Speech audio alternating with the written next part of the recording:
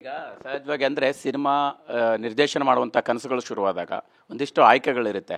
But ಈಗ ನಿಮಗೆ ಒಂದು ಹಂತಕ್ಕೆ ಒಂದು ಇನ್ಸ್ಪಿರೇಷನ್ ಆಗಿ ಬೇಕಾಗಿರುತ್ತೆ ಅಲ್ವಾ ಸರ್?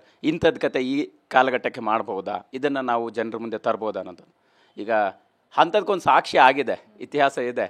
ಕಾಂತಾರ ಅನ್ನೋಂಥ ಸಿನಿಮಾ ಅದು ಒಂದು ನಮ್ಮ ಸಂಸ್ಕೃತಿಯನ್ನು ಬಿಂಬಿಸುವಂಥ ಕಥೆ ಆಗಿತ್ತು. ಸೊ ಈಗ ಆ ಭಾಗದ ಇನ್ನೊಂದು ಕಥೆ ಹೆಂಗೆ ಇನ್ಸ್ಪಿರೇಷನ್ ಆಯಿತಾ, ಹೆಂಗೆ ಯಾವ ಟೈಮಲ್ಲಿ ಪ್ಲ್ಯಾನ್ ಆಯಿತು, ಮತ್ತು ಇದನ್ನು ಈಗಲೇ ಮಾಡ್ಬೇಕನ್ನೋಂಥ ಪ್ಲ್ಯಾನಿಂಗ್ ಆಯಿತು?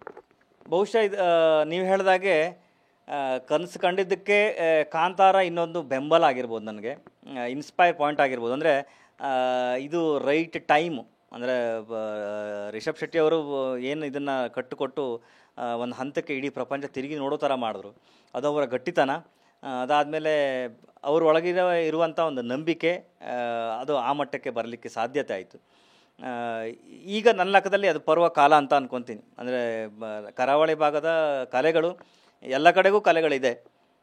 ಬಹುಶಃ ಇದನ್ನು ನೋಡಿ ಆದಮೇಲೆ ಅವರು ಉಳಿದ ಭಾಗದ ಕಲೆಗಳು ಬೆಳಕಿಗೆ ಬರೋ ಥರ ಆಗಲಿ, ಇನ್ನೊಂದಿಷ್ಟು ಇನ್ಸ್ಪೈರ್ ಪಾಯಿಂಟ್ಗಳು ಹುಟ್ಟಲಿ. ಕರ್ನಾಟಕದಲ್ಲಿ ಒಂದು ಭಾಗದಲ್ಲಿ ಅಂತಲ್ಲ, ಎಲ್ಲ ಕಡೆಗೂ. ಈಗ ನಮ್ಮ ಹುಬ್ಳಿ ಕಡೆಗೆ ಹೋದರೆ ನಿಮಗೆ ಬಯಲಾಟ ಇದೆ, ಎಲ್ಲ ಕಡೆಗೂ ಒಂದೊಂದು ಆರ್ಟ್ಗಳಿದೆ, ಆರ್ಟ್ ಫಾರ್ಮ್ಗಳಿದೆ. ಬಹುಶಃ ಅದಕ್ಕೆ ಬೆಳಕು ಚೆಲ್ಲುವಂಥ ಕಾರ್ಯಕ್ರಮಗಳು ನಡಿಬೇಕು. ಅದು ಈಗ ಒಂದು ಏನು ಒಳ್ಳೆಯ ಕಾಲಘಟ್ಟ.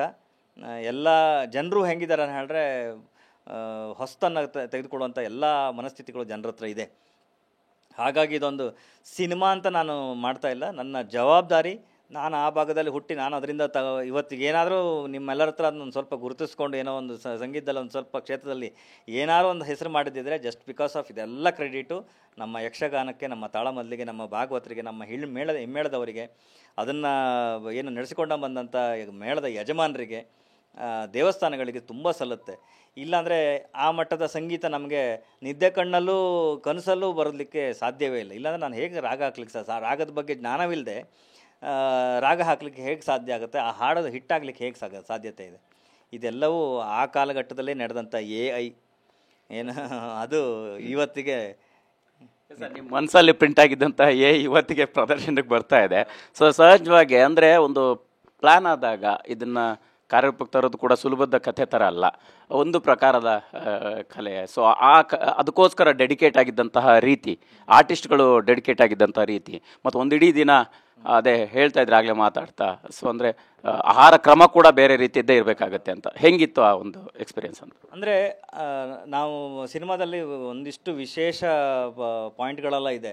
ನಾವು ಇಡೀ ಸಿನಿಮಾದಲ್ಲಿ ನಾವು ಬೆಳಕನ್ನು ಬಳಸಲಿಲ್ಲ, ಆಧುನಿಕ ಬೆಳಕನ್ನು, ಕರೆಂಟನ್ನು ಬೆಳಕನ್ನು ಬಳಸಲಿಲ್ಲ. ಇಡೀ ಸಿನಿಮಾ ದೊಂದಿ ಪಂಜಿನ ಬೆಳಕನ್ನು ಬಳಸಿದ್ದೀವಿ. ಅದು ಆ್ಯಕ್ಚುಲಿ ಒರಿಜಿನಲ್ ಯಕ್ಷಗಾನ, ಅಂದರೆ ಹಳೆಯ ಯಕ್ಷಗಾನ ಏನಿತ್ತು ಆ ಕಾಲಘಟ್ಟದ ಅದೆಲ್ಲ ಪಂಜಿನಲ್ಲಿ ನಡೀತಾ ಇತ್ತು. ಅದರ ನಂತರ ನೀವು ಹೇಳಿದಾಗೆ ಒಂದು ಯಕ್ಷಗಾನದಲ್ಲಿ ಚಪ್ಪಲಿ ಹಾಕುವಂಥ ಪಾದರಕ್ಷೆ ಹಾಕುವಂಥ ಇದಿಲ್ಲ. ಅದನ್ನು ತುಂಬ ನಾವು ಮೇಂಟೈನ್ ಮಾಡಿದ್ವಿ. ನಮ್ಮ ಏನು ಶೂಟಿಂಗ್ ನಡೆಯುವ ಜಾಗ ರಂಗಸ್ಥಳದಿತ್ತು.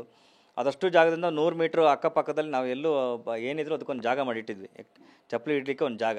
ಆ ಜಾಗದಲ್ಲಿ ಈವನ್ ನಾವು ಕಾಡಲ್ಲಿ ಶೂಟ್ ಮಾಡಿದವಾಗ ಮುಳ್ಳಿದ್ರು ಕೂಡ ವೇಷಧಾರಿಗಳು ಹಾಕಲಿಲ್ಲ, ಚಪ್ಪಲಿ ಹಾಕಲಿಲ್ಲ. ಆ ಮಟ್ಟದ ಏನು ಡೆಡಿಕೇಶನ್ ನಾವು ಇದ್ರ ಮೇಲೆ ಕೊಟ್ಟಿದ್ದೀವಿ. ನಾವು ಅದೇ ಭಕ್ತಿಯಿಂದ ಮಾಡಿದ್ದೀವಿ ಇದನ್ನು. ಅದಾದಮೇಲೆ ಎಲ್ಲ ಆರ್ಟಿಸ್ಟ್ಗಳು ಅವರೆಲ್ಲ ಪರಿಣಿತಿ ಹೊಂದಿದವರು. ಈಗ ಮೇಯ್ನು ದುಷ್ಟಬುದ್ಧಿ ಕ್ಯಾರೆಕ್ಟರ್ ಬಂದಂಥ ಪ್ರಸನ್ನ ಶೆಟ್ಟಿಗಾರ ಆಗಿರ್ಬೋದು, ಅದಾದಮೇಲೆ ಶಿಥಿಲ್ ಶೆಟ್ಟಿಯರು ಆಗಿರ್ಬೋದು, ಮೇಯ್ನ್ ಲೀಡ್ ಚಂದ್ರಹಾಸನ ಪಾತ್ರದಲ್ಲಿ, ವಿಷಯ ಪಾತ್ರದಲ್ಲಿ ನಾಗಶ್ರೀ ಅವರಾಗಿರ್ಬೋದು, ಬ್ರಾಹ್ಮಣನ ಪಾತ್ರದಲ್ಲಿ ರವೀಂದ್ರ ದೇವಡಿಗ ಅವರಾಗಿರ್ಬೋದು, ಅದಾದಮೇಲೆ ಮದನನ ಪಾತ್ರದಲ್ಲಿ ನಮ್ಮ ಕಡಬಾಳ್ರಾಗಿರ್ಬೋದು. ಈ ಥರದ ತಾರಾಗಣಗಳು ಯಕ್ಷಗಾನದಲ್ಲಿ ನಿರಂತರವಾಗಿ 35-40 ವರ್ಷದಿಂದ ಸುದೀರ್ಘವಾದ ಸೇವೆ ಕೊಟ್ಕೊಂಡು ಬಂದವಂಥವರೇ. ಅವರೆಲ್ಲರ ಪರಿಶ್ರಮ, ಅದ್ರ ಜೊತೆಗೆ ಹತ್ರ ಹೇಳೋಣ 400-500 ವೇಷಗಳನ್ನು ಬಳಸಿದ್ವಿ. 500 ವೇಷದವ್ರ ಪೇಷನ್ಸ್, ಒಂದು ವೇಷ ಹಾಕಿ 1 ಗಂಟೆ 2 ಗಂಟೆ ಇರೋದೇ ಕಷ್ಟ. ನಾವು ಪ್ರತಿಯೊಬ್ಬರ ಹತ್ರ ಅವ್ರ ಹತ್ರ ರಿಕ್ವೆಸ್ಟ್ ಮಾಡ್ಕೊಂಡು ಇನ್ನೊಂದು ಆಯಿತು ಅಂತ ಹೇಳಿ ಸಂಜೆ 6 ಗಂಟೆಯಿಂದ ಬೆಳಿಗ್ಗೆ 6 ಗಂಟೆ ತನಕ ಶೂಟ್ ಮಾಡ್ತಾಯಿದ್ವಿ. ಎಲ್ಲ ಸೀಕ್ವೆನ್ಸ್ಗಳು ನೈಟ್ ಎಪಿಸೋಡ್ಸು.